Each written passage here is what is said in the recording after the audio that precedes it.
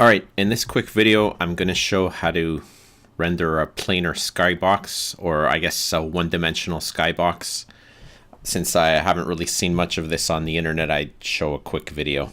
So the first thing is you have a mesh like so with your sky. So it's just a flat triangle. So this is what you're going to render at the back of the world, just a simple rectangle setup like this with the material. And the next thing I'll show is the actual shader that you use to render this skybox. So it's a cheaper effect than, say, doing a cube map and then rendering a cube skybox. This is just a cheaper way of doing this for the type of game that I'm making. So next I'll show the shader. Alright, as promised, here I'm going to talk about the Vertex Shader that's used to render the skybox. So I'll just go through some of the lines in the shader. So the vertices of the rectangle I showed earlier come in, and then I just multiply by the projection matrix. Now here I'll explain why I'm not multiplying by the view projection matrix or the world view projection matrix, and that's because the vertices of the rectangle that are coming into the shader are already in view space. And the reason why I want to do that is it just makes it for an easier effect. And also I want the skybox to follow the camera regardless of its orientation. So essentially this skybox will be parallel to the near and far planes of the view frustum. And that's what you want because it's a cheap effect and the camera is constrained in this game. So you want the skybox oriented to the camera view. So now I guess the second line here, which is the where the trick to this is, I'll highlight it right here. You'll see that once I do the multiplication by the projection matrix, I get rid of the z component and just duplicate the fourth component of the projected vector. Now you can either read the comments, but I'll explain it, why you would want to do this, like what's the point of this. And the reason is that eventually you're going to do a perspective divide, or at least it's going to happen in the video card. And what that's going to do, it's going to divide your z value by the w component when it's doing when it's generating the normalized device coordinates. And what that's going to do is it's going to put your z value or your depth value in a range of 0 or 1. And so if you duplicate the w in the z component, when it divides, you're always guaranteed to have a value of 1, which is going to be mapped to your far z value of the far z plane. And you're wondering, well, why would you want to do that? And the reason is to cut down on fill rate when you're doing the skybox. So the trick is, first you render out your world to the depth buffer, and also to the screen buffer, and that'll fill up the depth buffer with values. And of course they won't be 1. Originally, when you clear the depth buffer, you'll clear to the maximum value of 1. So wherever you've rendered your world will contain depth values of some sort, depending on the distance from your camera.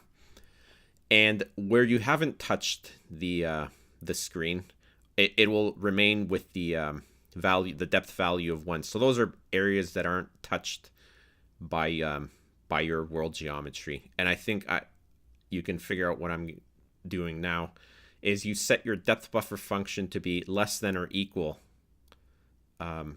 in order to pass the depth buffer test. So when you're rendering the skybox, your depth buffer value is guaranteed to be 1 because of the way I've replaced the z component.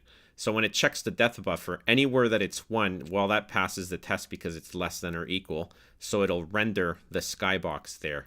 Anywhere else, it'll fail the depth test. So with this little trick, the skybox will only be rendered where the world geometry isn't present. Anywhere where there's world geometry, it'll skip rendering.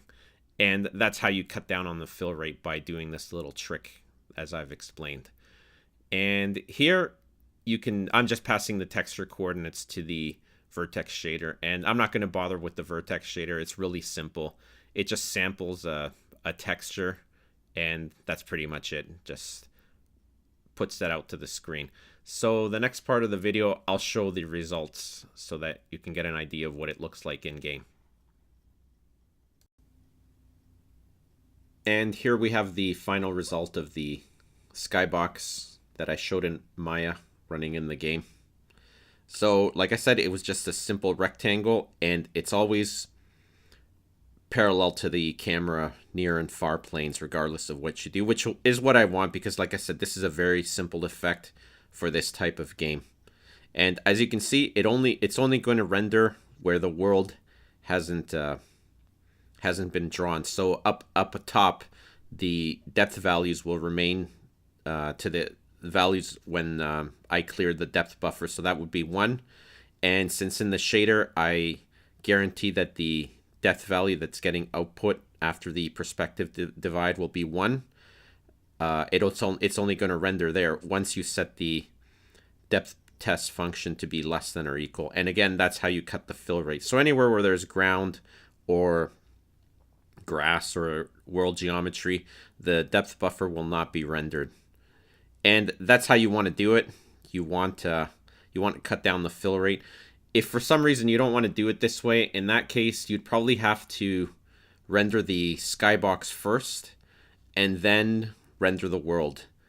But the issues with that would be, well, as you can see, most of the screen is filled up with the track, so you'd be wasting fill rate by doing it that way. So with the little trick I showed you, you can take advantage of that. So for now, that's what I have to show. It's just a simple SkyBox technique. And I decided to show this because I guess everyone talks about using a cube map and a cube geometry to do the SkyBox, and I just wanted to show a simpler effect that you can use sometimes depending on your game. And the other thing I noticed is that once I put the SkyBox, it brightened the game up a lot, because I guess it's nicer to look at than the black background. So till next time, that's what I have to show. Thanks and bye.